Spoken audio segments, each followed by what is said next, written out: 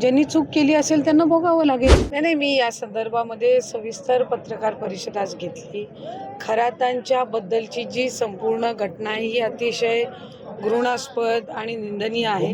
राज्याचे मुख्यमंत्री देवेंद्र फडणवीस साहेबांनी या संदर्भामध्ये SIT स्थापित करून एक सिनियर महिला अधिकारी, पोलीस अधिकारी या संदर्भामध्ये त्याच्यामध्ये नेमण्यात आलेले आहेत आणि राज्याचे मुख्यमंत्री म्हणून जी आदरणीय देवेंद्र फडणवीस साहेबांची भूमिका आहे तीच मंत्रिमंडळ म्हणून आमच्या सगळ्यांची भूमिका आहे की या संबंध प्रकरणामध्ये ज्या महिला आहेत, ज्या पीडित महिला आहेत त्यांना न्याय मिळाला पाहिजे आणि या संदर्भातली सखोल चौकशी होऊन जी काही कडक कारवाई आहे किंवा शिक्षा आहे ती झाली पाहिजे.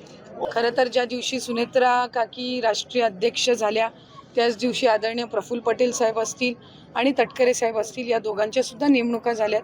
त्याच्यामुळे त्या संदर्भातली मला या माध्यमातून आपल्या माध्यमातून इतकंच सांगायचं आहे की आदरणीय सुनेत्रा काकी या आमच्या राष्ट्रीय अध्यक्ष आहेत. त्यांच्या मार्गदर्शनाखाली राष्ट्रवादी काँग्रेस पक्ष जे आदरणीय अजितदादांच्या नेतृत्वाखाली त्या ठिकाणी कार्यरत होतं ते आता सुनेत्रा काकींच्या नेतृत्वाखाली कार्यरत आहे आणि आम्ही सगळीच मंडळी कार्यकर्ते म्हणून त्यांच्या पाठीशी या पक्षाचा आमच्या पक्षाचा विस्तार हा करण्यासाठी मजबूतीने उभे आहोत. त्यांनी असं म्हटलं असेल ज्यांनी चुकी केली त्यांना भोगावं लागेल, ज्यांनी चूक केली असेल त्यांना भोगावं लागेल. SIT स्थापन झालेली आहे. या संदर्भामध्ये राज्याच्या मुख्यमंत्री महोदयांनी पहिलीच ही स्पष्टता दिलेली आहे की वेगवेगळ्या पक्षाचे, मग ते शिवसेना उद्धव बाळासाहेब ठाकरे गट असो, शिवसेना शिंदे साहेबांची असो, राष्ट्रवादी काँग्रेस पक्ष अजितदादा असो, राष्ट्रवादी काँग्रेस पक्ष पवार साहेब असो, भारतीय जनता पक्ष असो, आणखीन काही असो, वेगवेगळ्या पक्षांच्या नेते मंडळींचे त्या ठिकाणी फोटो आलेले आहेत. ते सार्वजनिक कार्यक्रमातले आहेत. कुठल्याही राजकीय नेत्याला, मग कुठल्याही राजकीय पक्षाचा असो, त्यांना खरातांबद्दलच्या या घृणास्पद कार्याची माहिती असण्याचं काही कारण नाही आणि त्यामुळे आपण कुठल्या फोटो आले, कुठलं काय आलं याच्यावरनं तर्कवितर्क लावण्यापेक्षा मूळ मुद्दा काय आहे की ज्या पीडित महिला आहेत त्यांना न्याय मिळाला पाहिजे त्याच्यासाठीची म्हणून स्थापन केलेली SIT आहे.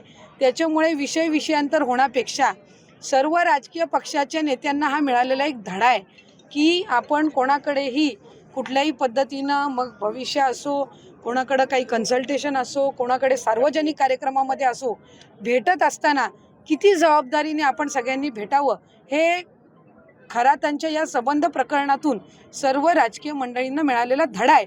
पण हे सगळं असताना मूळ SIT स्थापन झालेली आहे आणि त्याच्यातून जे काही सत्य आहे ते त्या ठिकाणी समोर येईल. महाराष्ट्रातील सर्व बातम्यांचे विश्वासार्ह व्यासपीठ सकाळच्या सर्व सोशल मीडिया प्लॅटफॉर्मला लाईक, फॉलो आणि सबस्क्राईब करा. तसंच सर्व नोटिफिकेशनसाठी बेल आयकॉन प्रेस करायला विसरू नका.